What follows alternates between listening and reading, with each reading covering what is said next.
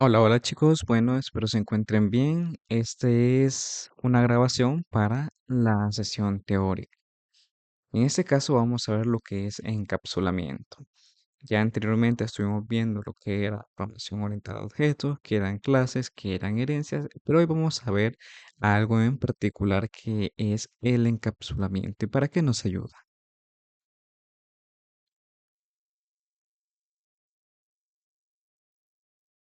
Vale, lo que vamos a tomar va a ser la bienvenida, que ya la realizamos, la introducción a encapsulamiento y hablemos de encapsulamiento y una parte de conclusiones. Ahora, tenemos encapsulamiento. ¿Qué es esto? Según la teoría, nos dice que el encapsulamiento es uno de los pilares fundamentales de la programación orientada a objetos, la famosa PO, junto con la abstracción, herencia y polimorfismo. Desde una perspectiva conceptual, encapsular significa contener o envolver algo dentro de un límite definido. También tenemos que, en términos de software, se refiere al mecanismo por el cual se ocultan los detalles internos de implementación de un objeto, permitiendo que únicamente se exponga una interfaz controlada para su interacción. Vaya, en pocas palabras, lo que eso nos quiere decir de que el encapsulamiento es una forma o una técnica, podríamos llamarlo así, por medio de la cual nosotros le damos cierto nivel de seguridad a nuestra información. De antemano, nosotros podemos tener el encapsulamiento para ¿qué? Para poder acceder a una información de un atributo de nuestra clase, llámese este que sea de tipo privado o de tipo público, no hay ningún problema, pero también vamos a tener un método para poder asignarle un valor. Entonces, ¿qué significa esto? Que vamos a tener que acceder por medio de un intermediario, tanto para extraer la información como para asignarle una información. De ahí tenemos que desde la perspectiva de PO, o sea, desde la programación orientada a objetos, el encapsulamiento surge de la premisa de que los objetos deben comportarse como entidades autónomas que gestionan su propio estado y comportamiento. Así, se establece una frontera clara entre quiénes, entre la representación interna, que es el estado o el atributo, y la interfaz pública, o sea, el método y propiedades expuestas. Cuando estamos hablando de la presentación interna de los atributos y estamos hablando también de la interfaz pública, ya podemos empezar a jugar con diferentes tipos de archivos, con diferentes tipos de elementos que van a interactuar en la programación. Por ejemplo, aquí ya podemos implementarlo en clases que tengan directamente las entidades, únicamente las entidades y los métodos de encapsulamiento de la clase y otra mediante la cual podemos procesar o estaríamos utilizando únicamente la funcionalidad o implementación que se tendría que realizar o las acciones que tendría que realizar dicha clase que hemos tomado.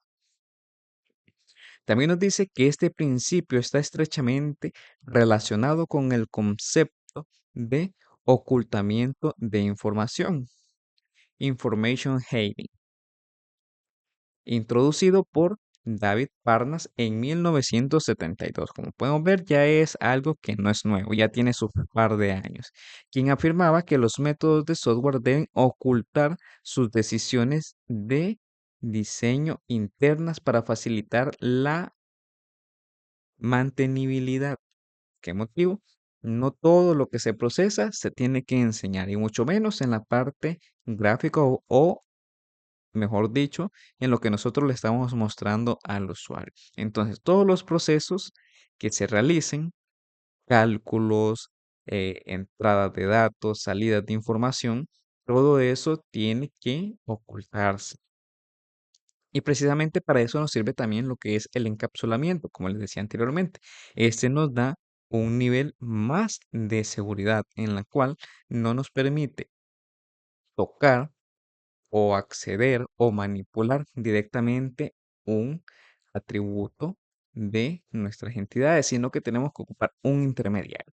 Tenemos que ocupar un puente. De ahí tenemos lo que es diferenciación entre encapsulamiento y ocultamiento. El encapsulamiento nos dice que es la técnica de agrupar datos y comportamientos en una clase, estableciendo límites de acceso. Ahí ya estamos tomando en cuenta que son elementos de una clase y limitamos lo que es el acceso.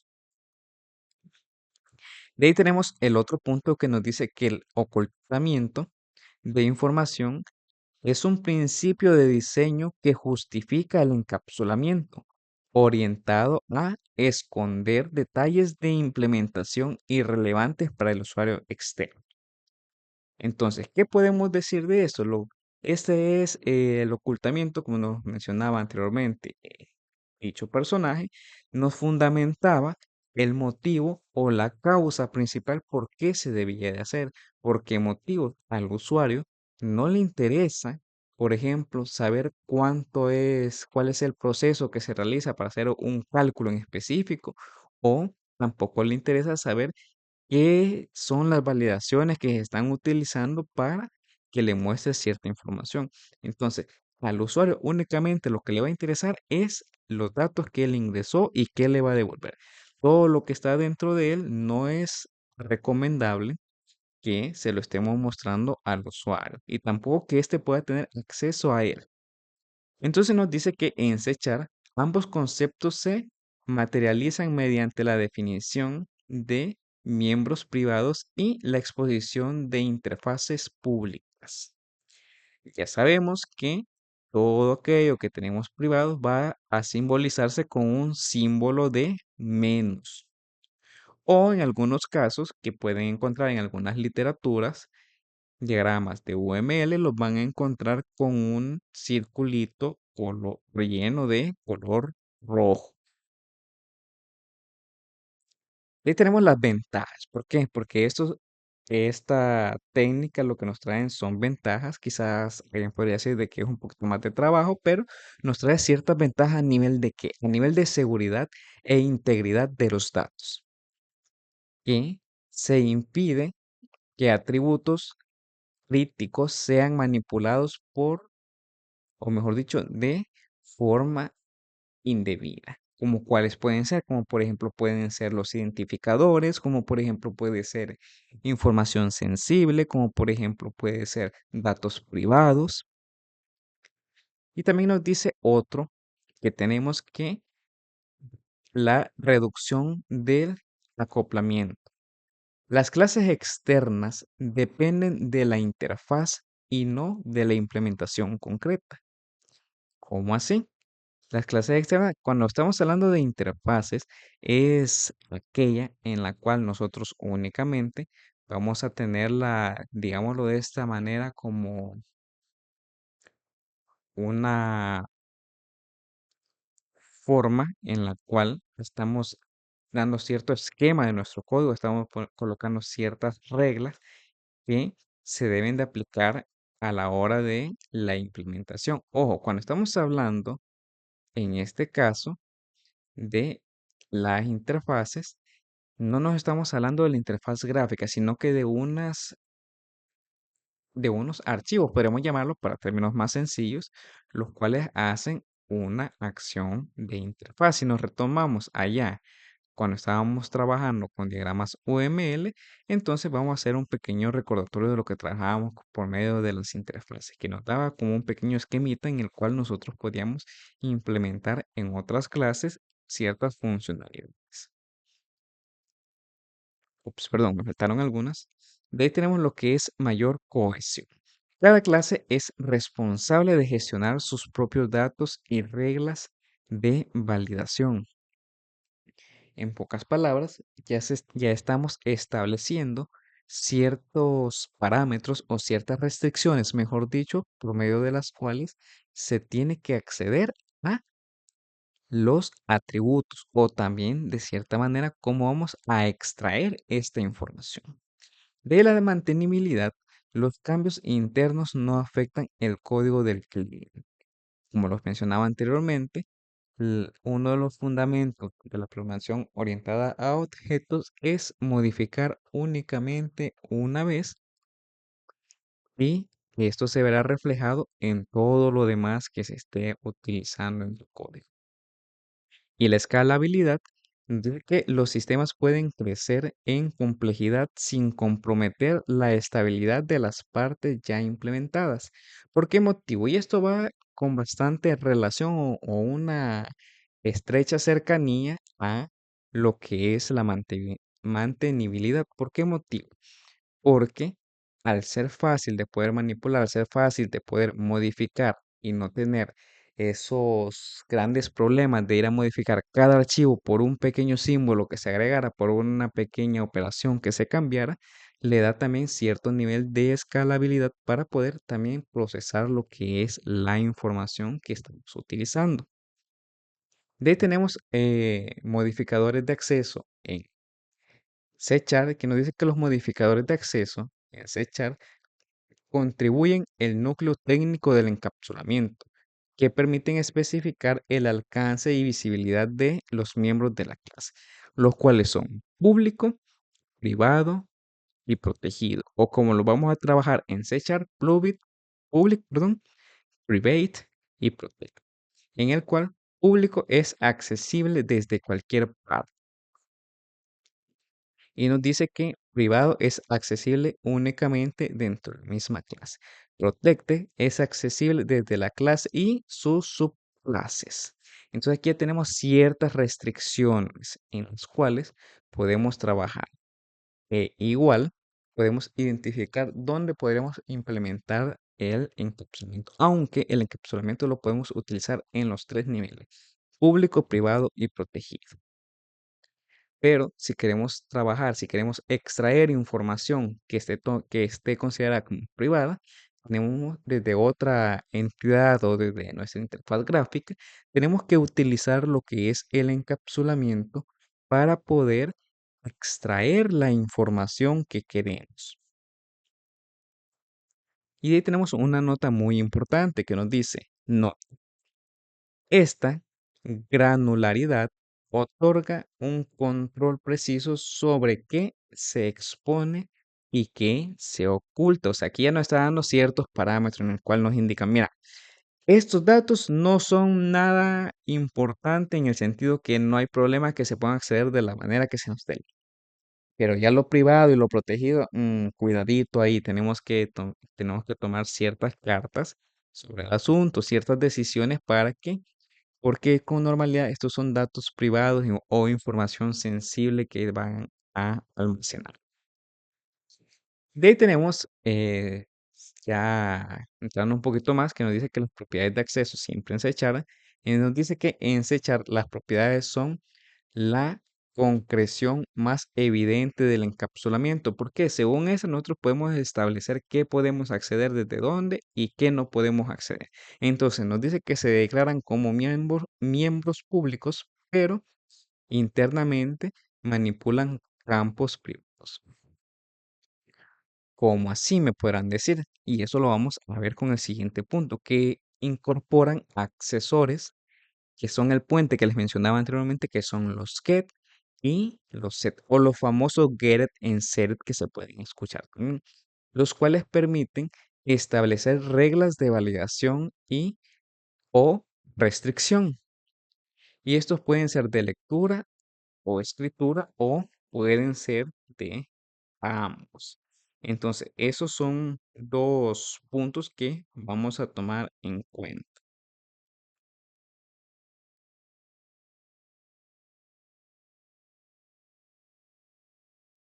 De ahí tenemos que la relación con otros principios de programación orientada a objetos. Nos dice que el encapsulamiento no se entiende de forma aislada. ¿Qué significa eso? Que el encapsulamiento también va de la mano con otros principios como lo es la abstracción, la herencia y el polimorfismo, en el cual la abstracción, mientras la abstracción, perdón, se centra en el qué hace un objeto, el encapsulamiento regula el cómo lo hace, cómo accede a ese objeto. Con la herencia, el encapsulamiento se extiende mediante el uso de los de protect, permitiendo que las subclases accedan a información restringida. Y por último tenemos lo que es el polimorfismo, que asegura que las operaciones expuestas puedan ser utilizadas de manera uniforme, sin necesidad de conocer la implementación. O sea, únicamente nos va a extraer la información y agregar la información, pero ¿qué hizo dentro de ella?